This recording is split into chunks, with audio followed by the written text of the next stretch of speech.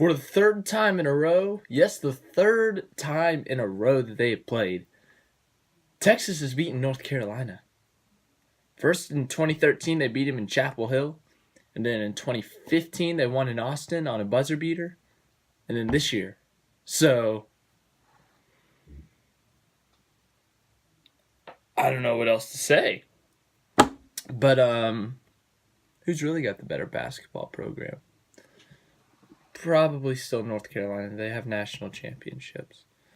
But for real, it was actually a very good game last night. Very fun to watch. Very close.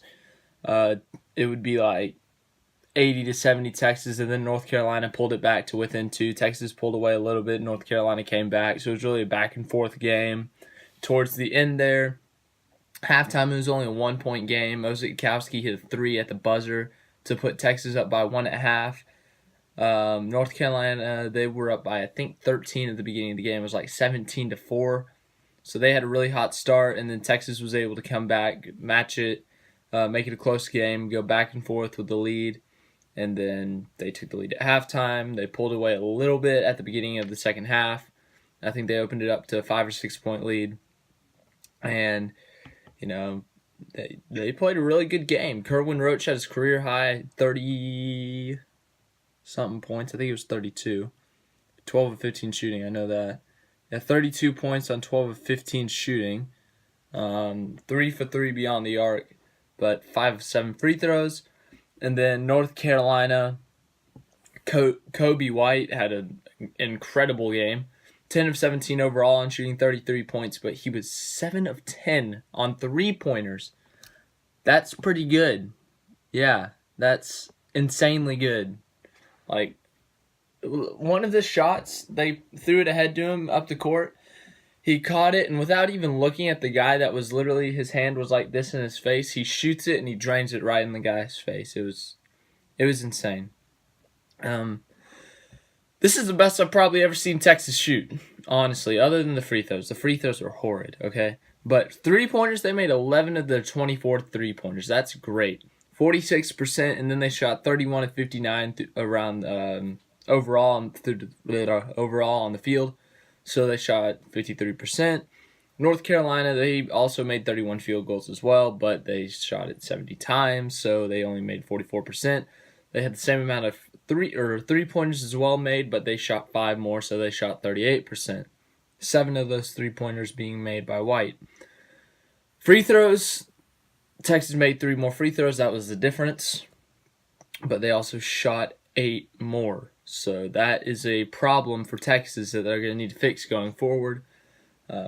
Free throws, that's just, they missed 10 of their 29 free throws. That's not good. That's 66%. That's terrible. They need to fix that. You got to make your free throws. Come on. North Carolina, they did better, but they missed 5 of their 21. That's 76%. I think they need to make more as well. But Texas' free throw performance was terrible. That was probably the only bad thing on the night. Like, they could have finished the game off so many times, and they split the free throws and gave North Carolina a chance. Last play of the game, they were inbounding it, and it was Jackson Hayes.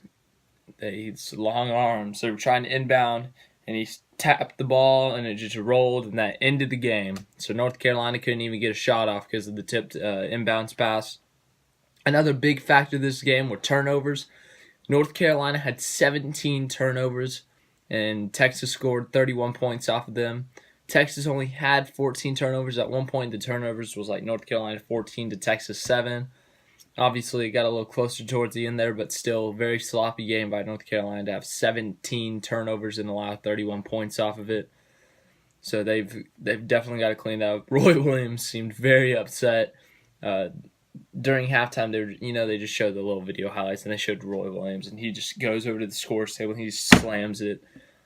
He was very upset with their performance, obviously. I mean, they scored 89 points. That's not bad, but turnovers are killer. When you got 17 turnovers, it's not good. And then obviously free throws, and they missed 5.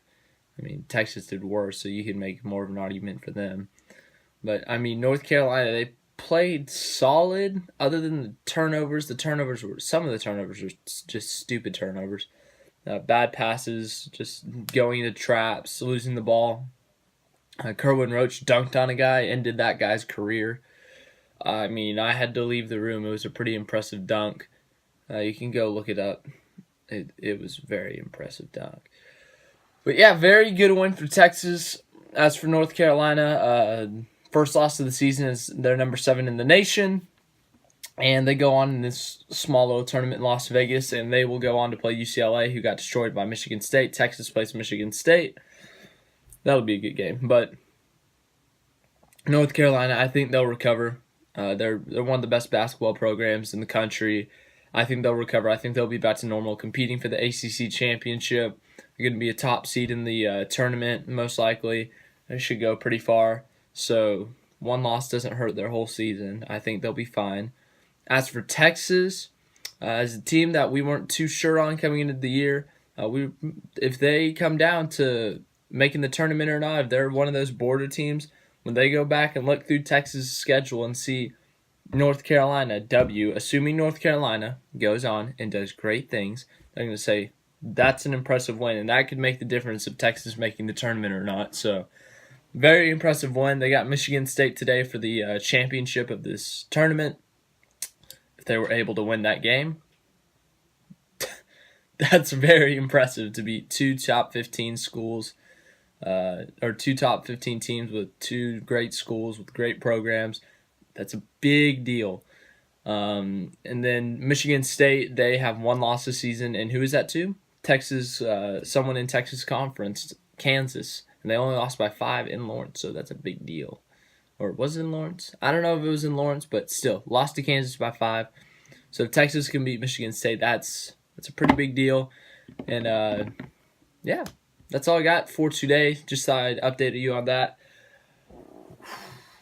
We are less than 2 hours away from kickoff in Lawrence, Kansas, and Texas can punch their ticket to the Big 12 title game today. And then tonight, West Virginia, Oklahoma. If Texas wins, that will decide who else makes it. It's going to be a fun day of football today. Thank you for watching. Hope you had a good Thanksgiving. Video. Subscribe. Have a nice day.